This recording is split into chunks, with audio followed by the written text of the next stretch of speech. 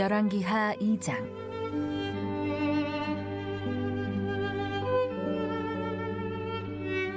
여호와께서 회오리 바람으로 엘리야를 하늘로 올리고자 하실 때에 엘리야가 엘리사와 더불어 길갈에서 나가더니 엘리야가 엘리사에게 이르되 청하건대 너는 여기 머물라. 여호와께서 나를 베델로 보내시느니라 하니 엘리사가 이르되 여호와께서 살아계심과 당신의 영혼이 살아있음을 두고 맹세하노니 내가 당신을 떠나지 아니하겠나이다 하는지라. 이에 두 사람이 베델로 내려가니 베델에 있는 선지자의 제자들이 엘리사에게로 나와 그에게 이르되 여호와께서 오늘 당신의 선생을 당신의 머리 위로 데려가실 줄을 아시나이까 하니 이르되 나도 또한 아노니 너희는 잠잠하라 하니라.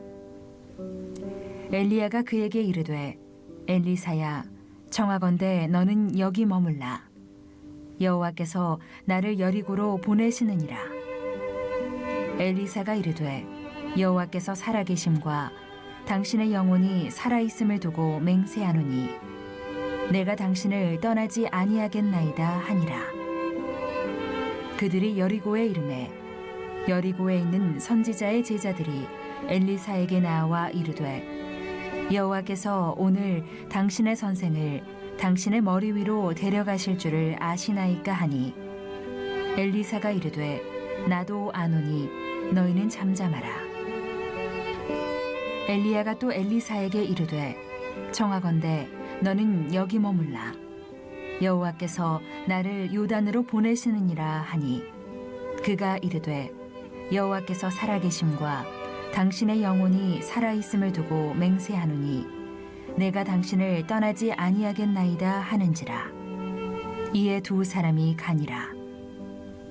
선지자의 제자 50명이 가서 멀리 서서 바라보매 그 두 사람이 요단가에 서 있더니 엘리야가 겉옷을 가지고 말아 물을 치매 물이 이리저리 갈라지고 두 사람이 마른 땅 위로 건너더라. 건너매 엘리야가 엘리사에게 이르되 나를 내게서 데려감을 당하기 전에 내가 내게 어떻게 할지를 구하라. 엘리사가 이르되 당신의 성령이 하시는 역사가 갑절이나 내게 있게 하소서 하는지라. 이르되 내가 어려운 일을 구하는도다. 그러나 나를 내게서 데려가시는 것을 내가 보면 그 일이 내게 이루어지려니와 그렇지 아니하면 이루어지지 아니하리라 하고 두 사람이 길을 가며 말하더니 불수레와 불말들이 두 사람을 갈라놓고 엘리야가 회오리 바람으로 하늘로 올라가더라. 엘리사가 보고 소리 지르되 내 아버지여 내 아버지여 이스라엘의 병거와 그 마병이여 하더니 다시 보이지 아니하는지라. 이에 엘리사가 자기의 옷을 잡아 둘로 찢고 엘리야의 몸에서 떨어진 겉옷을 주워 가지고 돌아와 요단 언덕에 서서 엘리야의 몸에서 떨어진 그의 겉옷을 가지고 물을 치며 이르되 엘리야의 하나님 여호와는 어디 계시니이까 하고 그도 물을 치매 물이 이리저리 갈라지고 엘리사가 건너니라. 맞은편 여리고에 있는 선지자의 제자들이 그를 보며 말하기를 엘리야의 성령이 하시는 역사가 엘리사 위에 머물렀다 하고 가서 그에게로 나아가 땅에 엎드려 그에게 경배하고 그에게 이르되 당신의 종들에게 용감한 사람 50명이 있으니 청하건대 그들이 가서 당신의 주인을 찾게 하소서. 염려하건대 여호와의 성령이 그를 들고 가다가 어느 산에나 어느 골짜기에 던지셨을까 하나이다 하니라.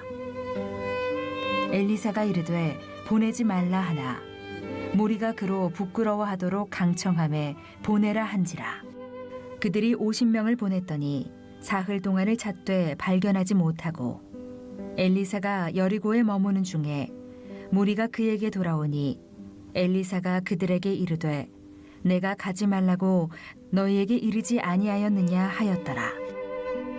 그 성읍 사람들이 엘리사에게 말하되 우리 주인께서 보시는 바와 같이 이 성읍의 위치는 좋으나 물이 나쁨으로 토산이 익지 못하고 떨어지나이다. 엘리사가 이르되 새 그릇에 소금을 담아 내게로 가져오라 하매 곧 가져온지라. 엘리사가 물 근원으로 나아가서 소금을 그 가운데에 던지며 이르되 여호와의 말씀이 내가 이 물을 굳혔으니 이로부터 다시는 죽음이나 열매 맺지 못함이 없을지니라 하셨느니라 하니 그 물이 엘리사가 한 말과 같이 고쳐져서 오늘에 이르렀더라. 엘리사가 거기서 베델로 올라가더니 그가 길에서 올라갈 때에 작은 아이들이 성읍에서 나와 그를 조롱하여 이르되 대머리여 올라가라 대머리여 올라가라 하는지라. 엘리사가 뒤로 돌이켜 그들을 보고 여호와의 이름으로 저주하매 곧 수풀에서 암곰 둘이 나와서 아이들 중에 42명을 찢었더라. 엘리사가 거기서부터 갈멜산으로 가고 거기서 사마리아로 돌아왔더라. 오늘도 이른 새벽 미명에 또 많은 성도들이 주님 품에 나왔습니다. 하나님의 은혜가 여러분 가운데 가득 흘러 넘치는 축복의 새벽이 될 줄로 믿습니다. 언제나 그래요. 우리가 믿음을 가지고 살 때 믿음대로 되는 거예요. 오늘도 축복의 한 날이 될 줄로 믿고 또 여러분들이 그런 의식을 가지고 그런 마음을 가지고 한 날을 시작하게 되면 이 날이 또 축복의 한 날이 되는 겁니다. 여러분들이 언제나 어떤 상황이 있든지 간에 믿음을 잃지 마시길 바라고요. 우리가 믿음의 길 걸어가면서 늘 도전받는 건 다른 게 도전받는 게 아니고요. 믿음이 도전받는 거예요. 믿음이 흔들리지 않으면 내 삶에 아무런 문제가 없습니다. 어떤 일이 일어나든 누가 와서 어떤 말을 하든 내가 어떤 상황에 처해 있든지.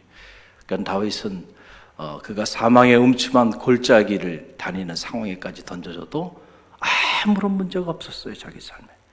내가 해를 두려워하지 않을 것은 주께서 나와 함께 하심이라. 믿음이 살아있었거든요. 하나님이 함께 한다는 믿음. 그러니까 사망의 음침한 골짜기를 가든지 아니면 광야에 던져지든지 사막 한복판에 던져지든지 어디에 있든지 문제가 되지 않았다. 왜냐하면 하나님이 나와 함께 하시니까. 그러나 이 믿음이 흔들리면 모든 게 무너집니다. 여러분들이 오늘도 믿음으로 승리하는 축복의 한 날이 되시길 간절히 바랍니다.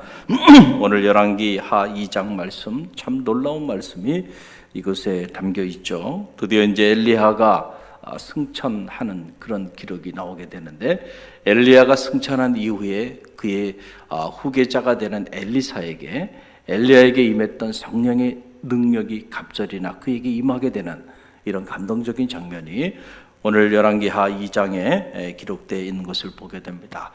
자, 이 열왕기하 2장을 읽고 또 새롭게 묵상하면서 제게 오는 영적인 도전은 그거예요.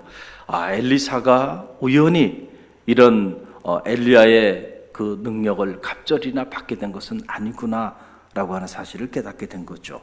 엘리사의 모습을 보니까 엘리사가 평범한 인물은 아니었어요. 엘리사가 그 엘리야에게 임했던 성령의 능력을 갑절로 받기 위한 그 마음이 타올랐는데 그냥 타오른 정도가 아니고 오늘 말씀을 자세히 읽어보면 그 사모하는 마음, 그 간절한 마음이 놀랐구나 이런 생각을 하게 돼요. 우리가 어떤 일을 할 때 보면 나 저런 일을 좀 하고 싶다, 나도 저런 걸 좀 갖고 싶다, 나도 저런 능력이 좀 있었으면 좋겠다. 자, 이런 마음들을 우리가 가지고 살아가잖아요. 그런데 그 사모하는 마음이 어느 정도 되는가? 여러분, 하나님의 능력은 사모하는 자에게 임합니다. 그런데 그 사모하는 마음이 이게 한두 번 사모하다가 그냥 사라지는 게 아니고요. 끝까지 하나님이 허락하여 주실 때까지 집요하게 열정적으로 더 나가서 죽으면 죽으리라고 하는 아예 목숨을 걸고 사생 결단을 내는 각오를 가지고요. 그렇게 달려들면요. 하나님께서 반드시 부어주신 은혜가 있다니까요. 여러분 엘리사를 보세요. 엘리야가 엘리사에게 무려 3번이나 이 짧은 한 장의 말씀 안에 3번이나 반복적인 이야기가 나와요. Stay here. 너는 여기 머물러 있어 하고 엘리야가 엘리사에게 말을 합니다. 나랑 같이 갈 생각하지 말고 넌 여기 머물러 있어. 그렇게 말하는데 엘리사는요 끝까지 쫓아갑니다. 무슨 말씀이시냐고요.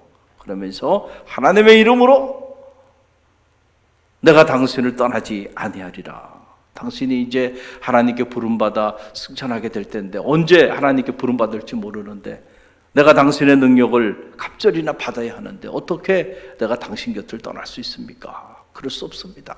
그러면서 세 번이나, 한 번도 아니고 두 번도 아니고 세 번이나 반복적으로 자기 스승 엘리야 곁을 떠나지 않고 열정적으로 끝까지 엘리야를 쫓는 그 모습을 보면서 그 쫓음이 결국 하나님께서 그로 하여금 성령의 능력을 갑절이나 부어주는 동력이 되었구나라는 사실을 깨닫게 됩니다. 여러분 먼저 2절 말씀을 보세요.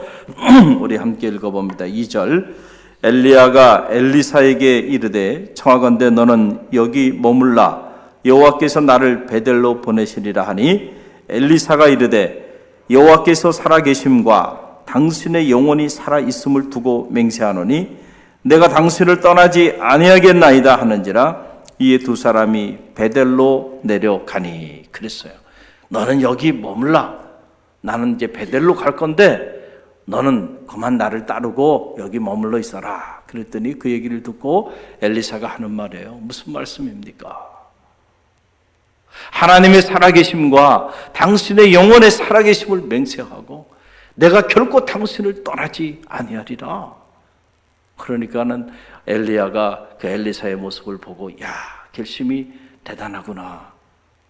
그 모습을 보고는 그래 나와 함께 너는 베델로 가자. 그리고 데리고 가요. 또 한 번 말씀 보면 4절의 말씀인데요. 함께 읽어봅니다. 4절 엘리야가 그에게 이르되 엘리사야 청하건대 너는 여기 머물라 여호와께서 나를 여리고로 보내시느니라. 엘리사가 이르되 여호와께서 살아계심과 당신의 영혼이 살아있음을 두고 맹세하노니 내가 당신을 떠나지 아니하겠나이다 하는지라. 그들이 여리고에 이르매. 자, 장소만 바뀌었지 똑같은 장면이 일어나요. 엘리야가 엘리사에게 다시 말합니다. 내가 이제 여리고로 가야 하는데 너는 여기 좀 머물러 있어라. 그랬더니 엘리사가 하는 말이에요. 여호와의 살아계심과 당신 영혼의 살아계심을 두고 맹세하노니 내가 결코 당신을 떠나지 아니하겠나이다. 야, 참 그러니 엘리야가 그 엘리사의 그 모습을 보면서 야, 참 엘리사의 이 열정이 대단하구나. 자기를 따르고자 하는 그 따름의 열정이 대단하다는 생각을 했겠죠. 그래서 엘리야가 그래? 그러면은 이번도 나와 함께 가자. 그래서 여리고로 함께 갑니다. 또 한 번 여러분 보세요. 4절의 말씀이에요. 4절 말씀을 봤죠. 6절 함께 읽어봅니다.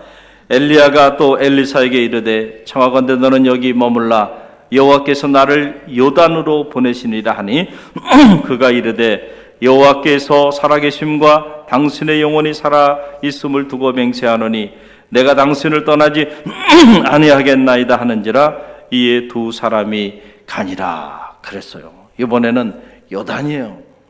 내가 요단으로 가야 되겠다.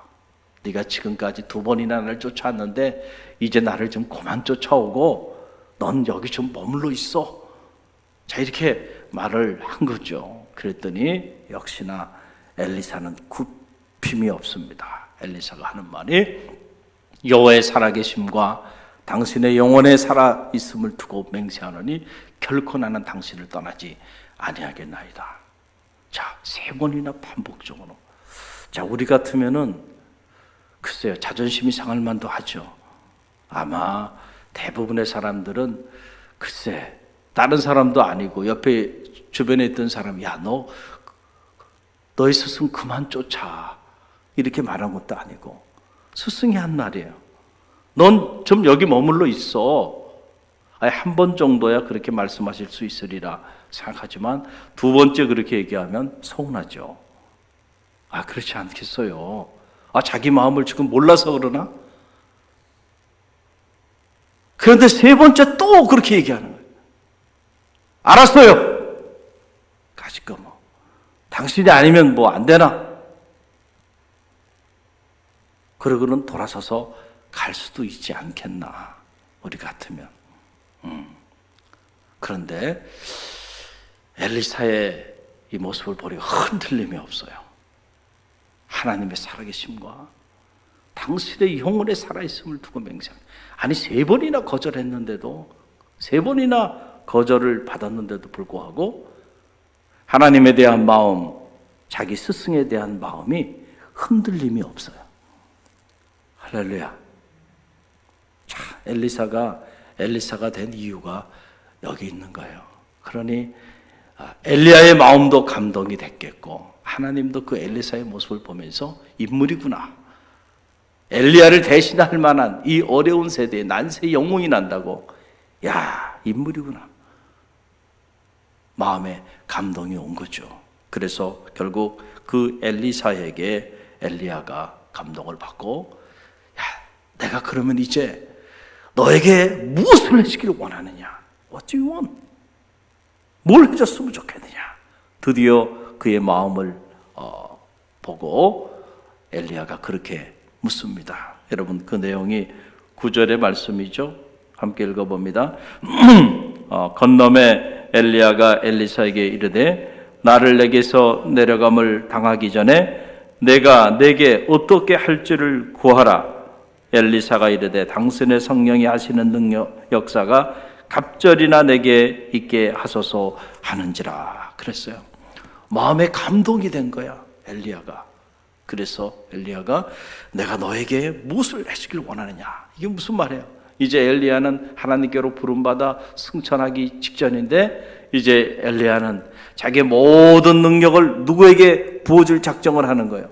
엘리사, 너야말로 나의 후계자다.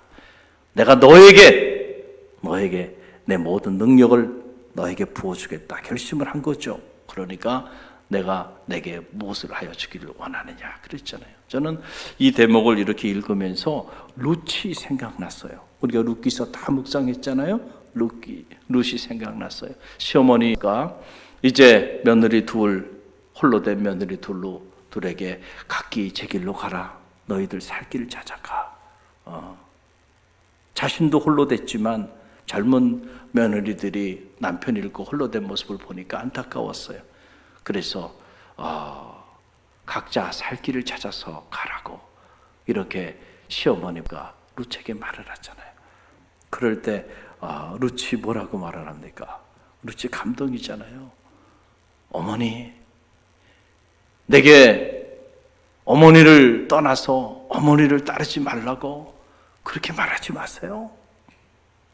그러면서 룻이 자기 어머니에게 하는 말이, 어머니가 가는 곳에 나도 가고 어머니 머무는 곳에 나도 머무르고 어머니의 백성이 나의 백성이 되고 어머니의 하나님이 나의 하나님이 될 것입니다. 할렐루야. 여러분, 모함 여인이었어요, 룻이. 이방 여인인 이 룻이 어떻게 다윗의 계보를 읽고 마태복음을 보게 되면 예수님의 계보에까지 등장하게 되는 이런 위대한 인물이 될 수 있었을까요? 우연히 이렇게 된 게 아니고요. 야, 신의가 있어. 그렇잖아요.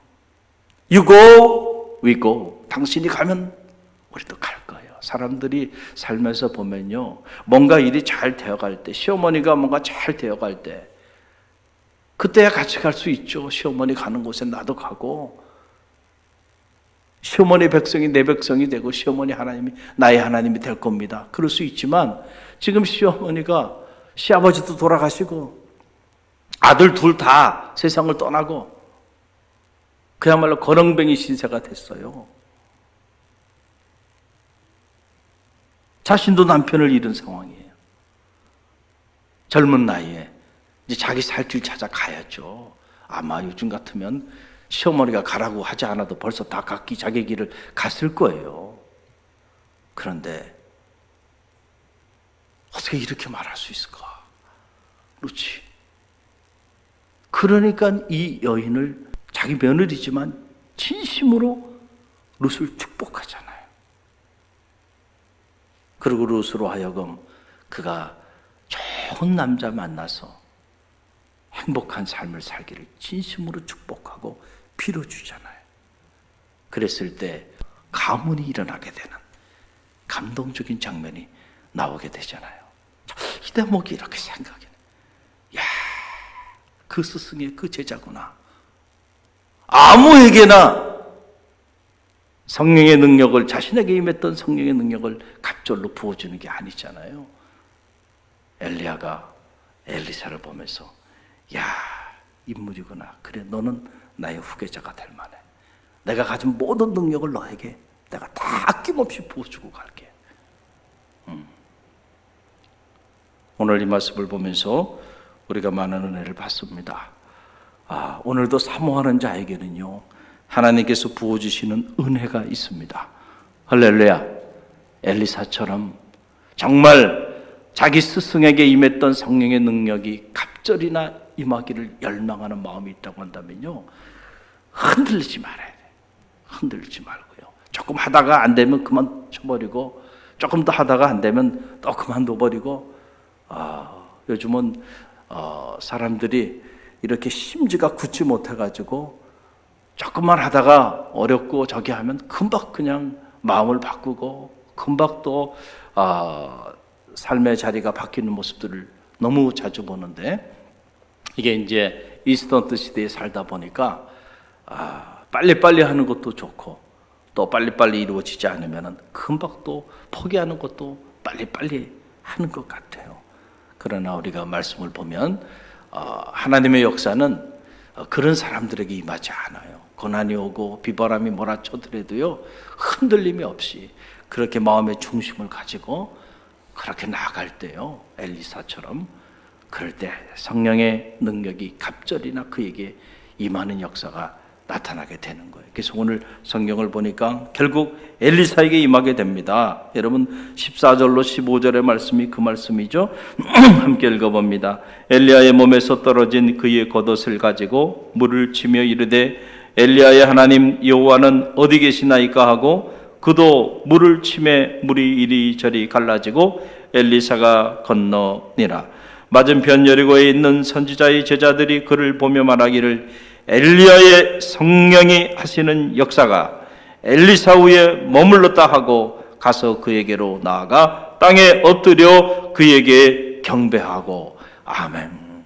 자, 엘리야에게 임했던 성령의 능력이 갑절로 누구에게 임했어요? 엘리사에게 이제는 임하게 되는 이런 역사가 나타나게 되었다라고 하는 사실이에요. 여러분, 지혜가 필요합니까? 지혜를 구하세요. 간절함으로 구하세요. 그럴 때 하나님이 세상이 감당할 수 없는 하늘의 지혜를 허락하여 주실 겁니다. 자녀를 위해서 구할 때도 여러분의 자녀가 지혜 있는 자녀가 되게 하소서, 만남의 축복을 허락하여 주옵소서, 간절함으로 구해보세요. 엘리사처럼 포기하지 말고 흔들리지 말고 끝까지 하나님께서 때가 되매 역사하여 주실 줄로 믿습니다. 거룩한 것, 선한 하나님의 능력을 구하는 성도들이 되십시오. 그럴 때 하나님께서 갑절로 부어주는 은혜가 여러분 가운데 임하는 축복의 새벽이 될 줄로 믿습니다.